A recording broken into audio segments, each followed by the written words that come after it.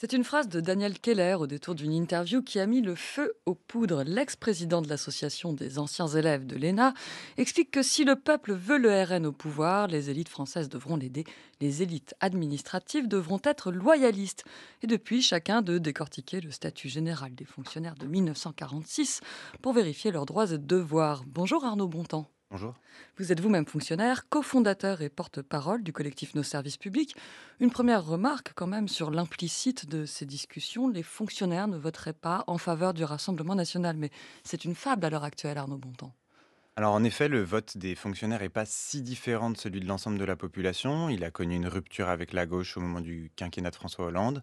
Il vote de plus en plus à l'extrême droite. En 2022, au premier tour de la présidentielle, c'était un enseignant sur cinq qui votait à l'extrême droite et un policier, un militaire sur deux. Mais néanmoins, il faut préciser que la question de la désobéissance ou de l'obéissance se pose pas tant sur la question du désaccord politique, plutôt sur le principe du fait que l'extrême droite a un projet d'exclusion, de recul des libertés, d'affaiblissement des contre-pouvoirs, et donc qui met en jeu l'état de droit, c'est-à-dire donc la vocation même du service public universel qui traite tout le monde de manière égale. D'un point de vue général, le cadre de la loi prévoit que le fonctionnaire se conforme aux instructions de son supérieur hiérarchique. Se conforme, ça veut dire obéit. Alors c'est souvent comme ça qu'est compris le statut, mais d'abord c'est notable que le mot obéissance n'y figure pas et que l'extrait que vous avez mentionné est précédé d'un autre extrait qui dit pas cela et succédé par un autre extrait qui ne dit pas cela non plus. En fait, le sens du statut, c'est précisément l'inverse de l'obéissance. Le premier statut, vous l'avez mentionné, est voté en 1946, dans une idée du fonctionnaire qui est pleinement citoyen. C'est 2 ans après la Seconde Guerre mondiale, c'est pas tout à fait anodin pour la question dont on parle aujourd'hui. Et dans son article 11, ce statut de la fonction publique nous dit, quel que soit son niveau hiérarchique, le fonctionnaire est responsable de l'exécution des tâches qui lui sont confiées. Il est responsable. Cette mention est reprise 40 ans après dans le second statut, encore aujourd'hui dans le Code général de la fonction publique, et précède la phrase que vous avez mentionnée. Le fonctionnaire est responsable de l'exécution des tâches qui lui sont confiées. Et ensuite seulement, on mentionne, il se conforme aux instructions de son supérieur hiérarchique, il n'y a toujours pas marqué obéissance, sauf On dans... va, on va venir sauf, mais par contre, il est responsable de l'exécution Hmm. des tâches qui lui sont confiées. Donc quand même, il doit exécuter. Un fonctionnaire, ça exécute. Eh ben, il est responsable. Même la Déclaration des droits de l'homme et des citoyens lui confie une responsabilité si grande. Dit, donc en 1789, dans l'article 15, nous dit la société a droit de demander compte à tout agent public de son administration. Donc chaque agent public est individuellement responsable devant l'ensemble de la société. C'est des principes très forts, cette question de responsabilité de tâches qui sont confiées à un fonctionnaire. Le texte poursuit, alors il peut y venir en ces termes, sauf dans le cas où l'ordre donné est manifestement illégal et de nature à compromettre gravement un intérêt public. C'est ça la restriction à cette conformité de l'action du fonctionnaire. D'où est-ce que vient cette restriction? Vous avez mentionné la Seconde Guerre mondiale, j'imagine Mm. que ça en est issu. Et puis, comment la jurisprudence l'a-t-elle appliquée dans le concret? Alors, ça vient en effet d'une affaire dans fin des années 30, début des années 40, où à Drancy, un fonctionnaire, monsieur Lanière, se voyait ordonné par son maire de verser illégalement des prestations sociales. Euh, Ce fonctionnaire a ultérieurement été sanctionné disciplinairement pour avoir obéi en fait aux ordres de son maire. Il a attaqué la sanction et le Conseil d'État en 1944 a confirmé la sanction disciplinaire par ces mots très forts.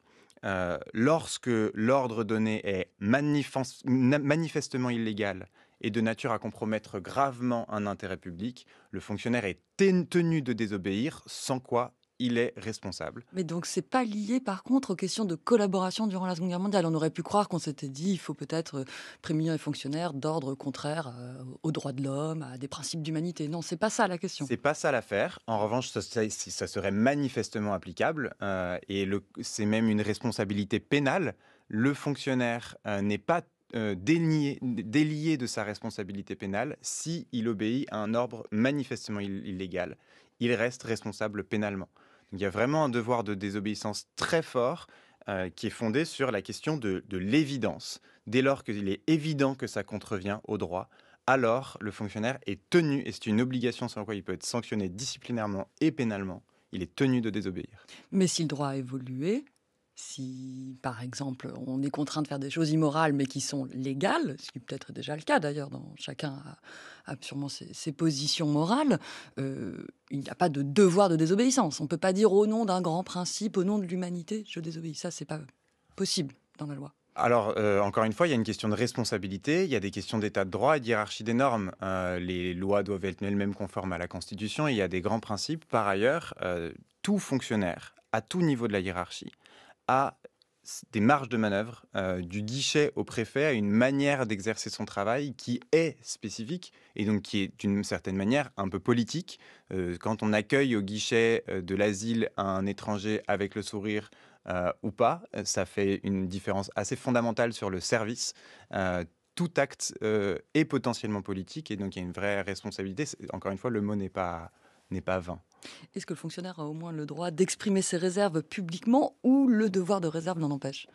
Alors c'est un autre mythe, celui selon lequel le fonctionnaire ne pourrait pas s'exprimer. Là aussi, le statut de la fonction publique est assez clair.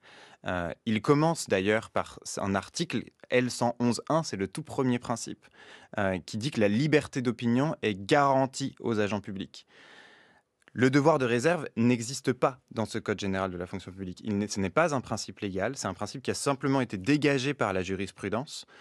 Donc il a moins de valeur, et il est synonyme de modération dans ses propos. Il s'applique d'autant plus que le niveau hiérarchique des fonctionnaires est élevé et que la publicité donnée à l'expression est très large. Et Euh, c'est de la modération. Toute la question lorsqu'une majorité change, c'est de savoir si elle conserve à leur poste stratégique certains hauts fonctionnaires, le directeur général de la police nationale par exemple, des préfets aussi. Est-ce que le pouvoir politique a le droit de congédier comme ça des fonctionnaires? Le principe encore une fois, de la fonction publique, c'est le choix par concours, selon les compétences et non selon les affinités politiques.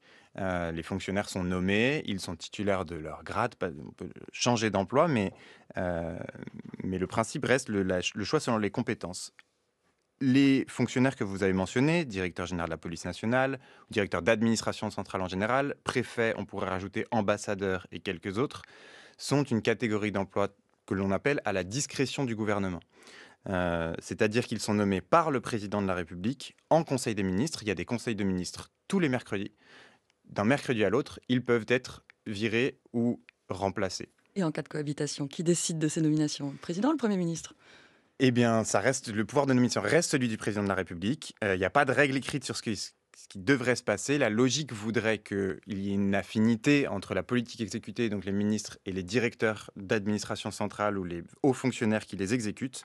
Encore que le caractère discrétionnaire de ces nominations, le président de la République pourrait peut-être s'opposer à certaines, mais le caractère discrétionnaire a été fortement renforcé dans les 2 derniers quinquennats, avec les 2 dernières lois de réforme de la fonction publique, sous le mandat d'Emmanuel Macron. Et donc ça rendrait plus difficile l'hypothèse d'une opposition du président de la République à une nomination, de quel bord elles viennent. Et on a vu lors des précédentes cohabitations qu'il y avait des tractations en fait et que le président de la République avait quand même fait la grève de la signature parfois. Merci beaucoup Arnaud Bontemps. Merci.